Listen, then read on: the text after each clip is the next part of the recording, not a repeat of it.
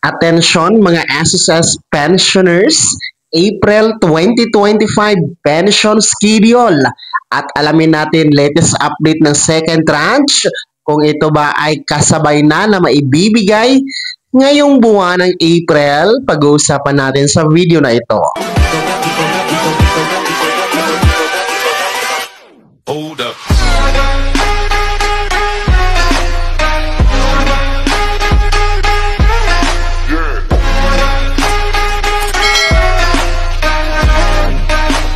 Hello mga ka-vlogs! Welcome dito sa aking YouTube channel. Magandang araw po sa lahat ng mga manonood. Saan po kayong dako sa mundo?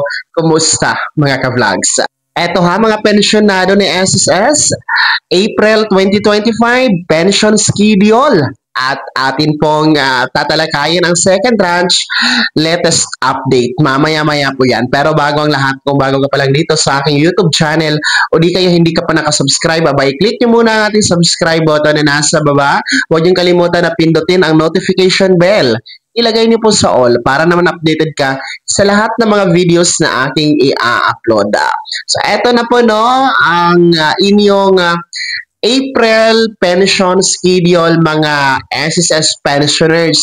Mauna po tayo sa ating yung meron pong date of contingency from 1st to 15th day of the month. No, yung date of contingency o araw ng pagkamatay, araw ng pagkasakit o araw ng kapanganakan. 1st to 15th day of the month. Kabilang kayo sa tinatawag natin na first batch.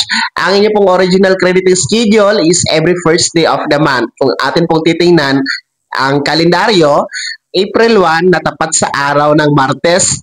Hindi po siya holiday, hindi din po siya natapat sa weekend. So, ibig sabihin, ang inyong April schedule, mga first batch, ay regular crediting schedule.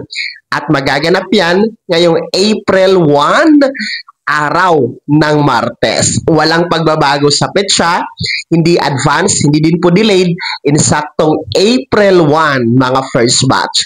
Ating mga second batch, yung meron pong date of contingency o araw ng kapanganakan, araw ng pagkamatay, araw ng pagkasakit, mula 16th to last day of the month. Ang inyo pong original crediting schedule is every 16th day of the month. Atin pong titingnan sa kalendaryo, abay mapalad kayo dahil ang April 16 hindi natapat sa Holy Week, no? Dahil yan po ay natapat sa araw ng Miyerkules, huling araw bago ang Holy Week. So, ibig sabihin, ang magaganap na schedule crediting mga second batch ay April 16, araw ng Miyerkules. Hindi din po advance, hindi delayed, kaya walang pagbabago. Insaktong April 16 ang pension crediting mga second batch. So, ang latest update naman po para sa second tranche 1,000 pesos pension increase, ang katotohanan, klarong-klaro, sasabihin ko sa inyo, wala pa po yan ngayong Abril. Walang dagdag, walang increase, walang pagbabago sa halaga. Kung ano ang inyong pensyon, yun pa rin po ang inyong makukuha at makikredit sa inyong ATM card ngayong April pension crediting schedule mga pensyonado ni SSS. Second tranche, 1,000 pesos pension increase, wala pa po yan. Hindi pa po yan inanunsyo na maibigay ni SSS. Wala pang advisory mula sa SSS. Kaya, walang aasahan na dagdag, walang aasahan na increase, walang aasahan na pagbabago sa halaga. Yun pa rin po ang inyong matatanggap sa mga nakaraang buwan, mga pensyonado. Ayan, tandaan nyo po ang mga petsang yan ha. Ulitin ko, April 1 para sa mga first batch, pension crediting schedule. And April 16, araw ng Miyerkules, para sa second batch, pension crediting schedule ng ating mga SSS second batch. Uulitin ko din, walang pagbabago sa halaga, walang second tranche, walang dagdag. Kaya naman mga SSS pensioners, ano po yung komento at reaction sa balitang ito, ibahagi nyo po sa comment section na nasa baba, pakilakip ng buong pangalan at kung taga saan kayo. Bago ako magtapos sa video na to, kung gusto nyo po sumuporta sa aking YouTube channel, maaari nyo po i-click ang ating super thanks button na nasa baba. Sa mga gusto maging miyembro, pwede po i-click nyo po ating join button. Maraming perks dyan mga ka-vlogs. Maging miyembro kayo dito sa aking YouTube channel.